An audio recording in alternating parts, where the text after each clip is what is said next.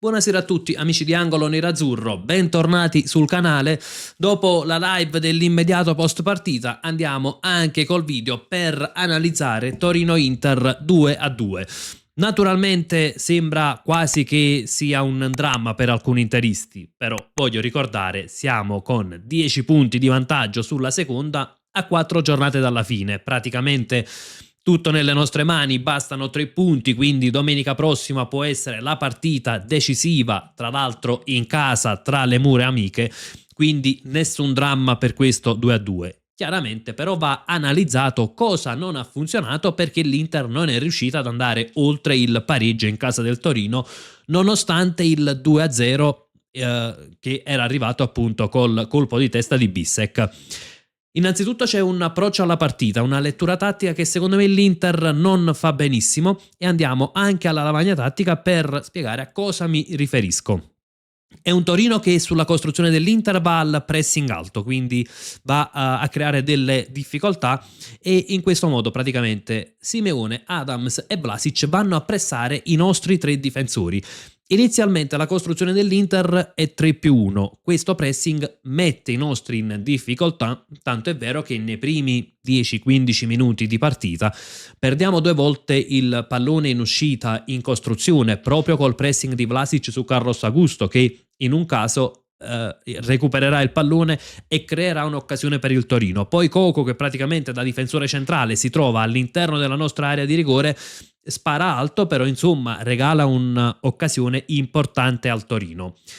E secondo me tra le cose che non hanno funzionato c'è anche la coppia d'attacco Bonni-Thuram. Spiego anche perché dico questo. Il Torino in fase di non possesso si abbassava con un 5-4-1, quindi con Vlasic e Adams che si abbassavano praticamente sulla linea dei centrocampisti e Simeone che rimaneva praticamente a far da unico attaccante.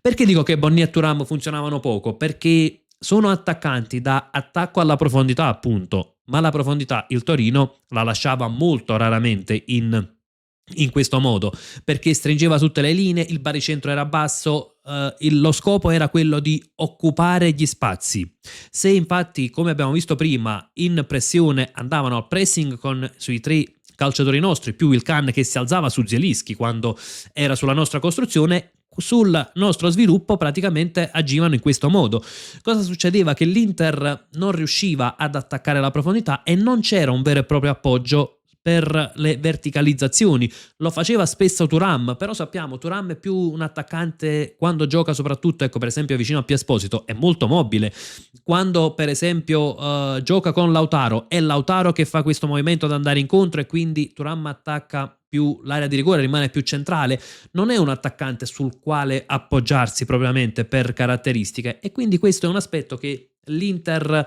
diciamo che non è riuscito a sfruttare, tanto è vero che fino al gol praticamente l'Inter aveva creato poco, ecco, se non sugli sviluppi di un calcio piazzato.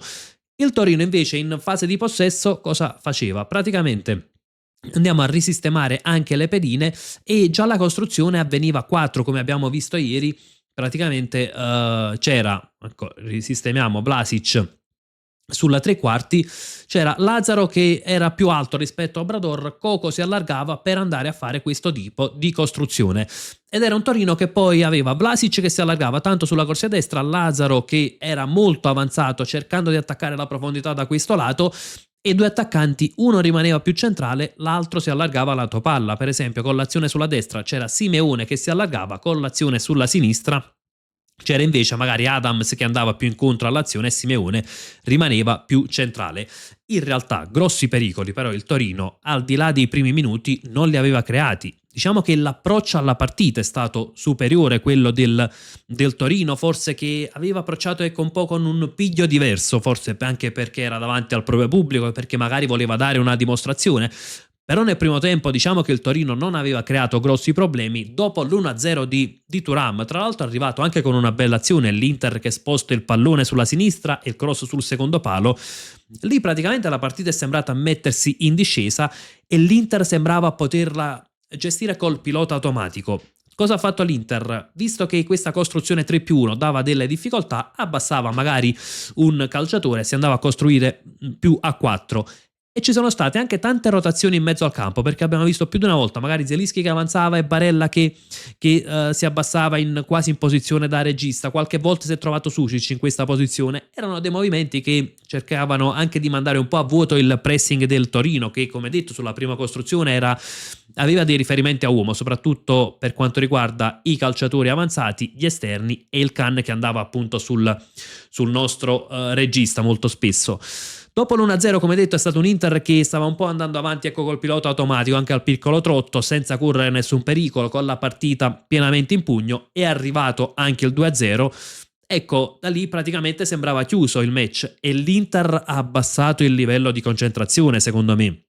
a quel punto della partita, tanto è vero che ha permesso al Torino di riaprirla. E andiamo a vedere anche con gli screen, perché ci sono stati una serie di errori sul 2-1 del Torino, e a quel punto un Inter che aveva staccato la spina, l'inerzia della partita è cambiata, è difficile riattaccare subito la spina e riprendere a giocare, e quel 2-1 praticamente ha cambiato il volto alla partita. Come è arrivato però quel 2-1 andiamo a prendere subito l'immagine di cui parlavo poc'anzi. Ecco, praticamente questo è l'inizio dell'azione. Qui c'è, o meglio, non è esattamente l'inizio dell'azione, è quando avviene la verticalizzazione. Prima di questa situazione c'era stato Zielinski che ha sbagliato un appoggio. Ancora una volta Zielinski lo ha sbagliato anche contro il Como. Secondo me Zielinski non è al meglio, forse sarebbe il caso di dargli magari un turno di riposo, anche in vista poi di quella che sarà la finale di Coppa Italia, quindi far rifiatare qualche calciatore.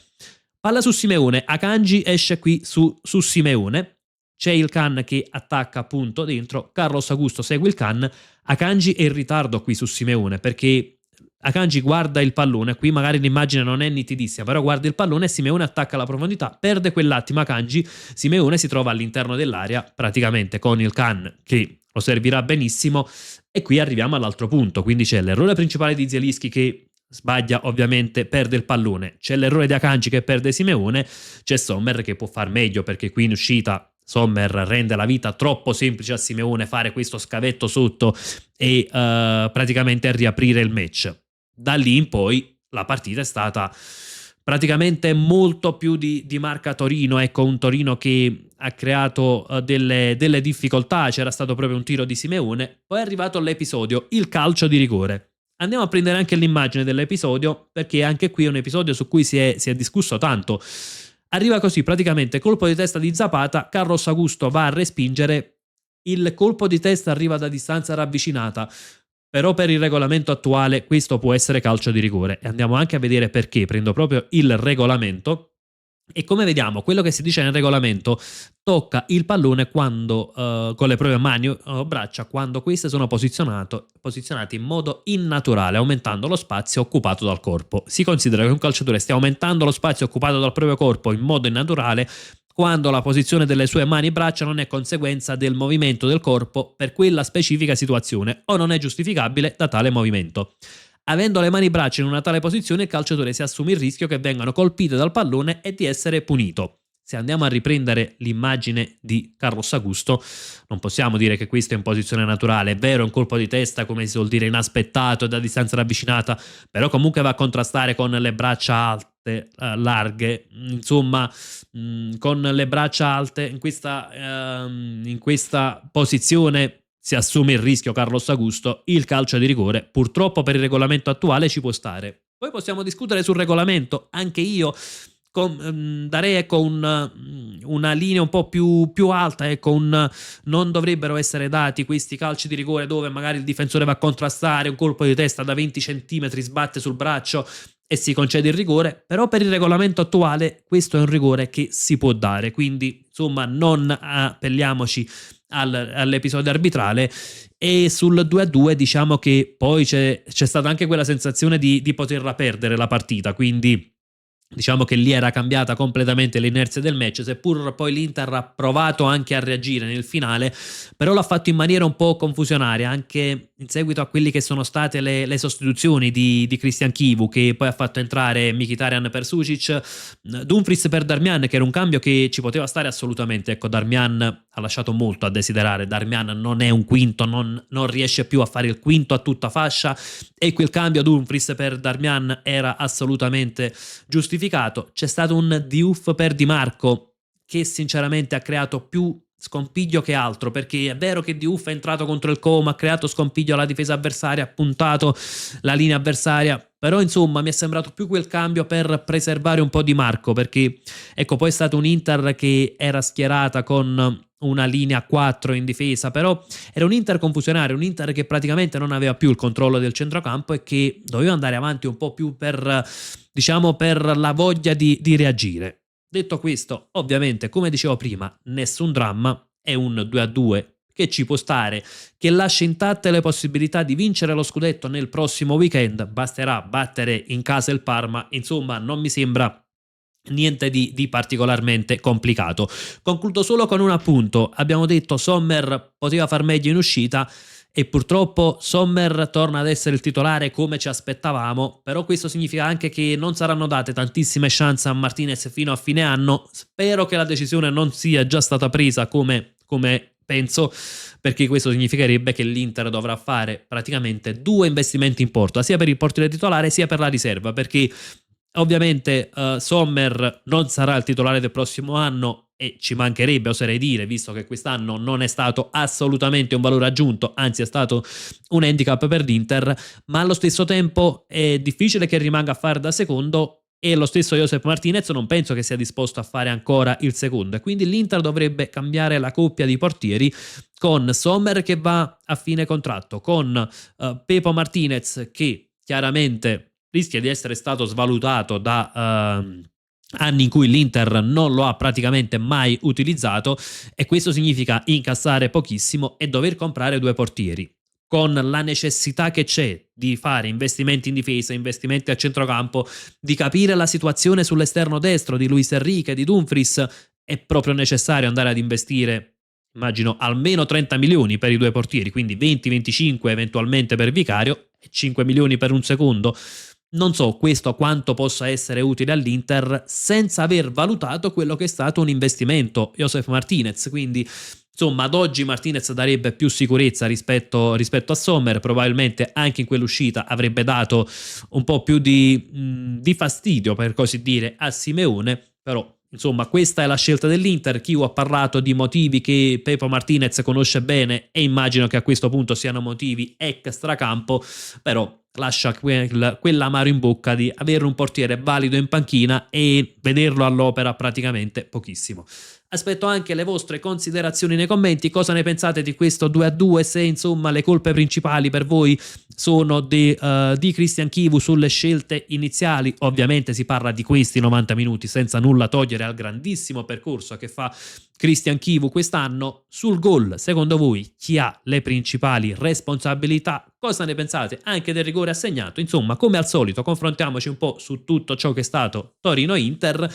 e come sempre invece io vi lascio con un gran bel Forza Inter.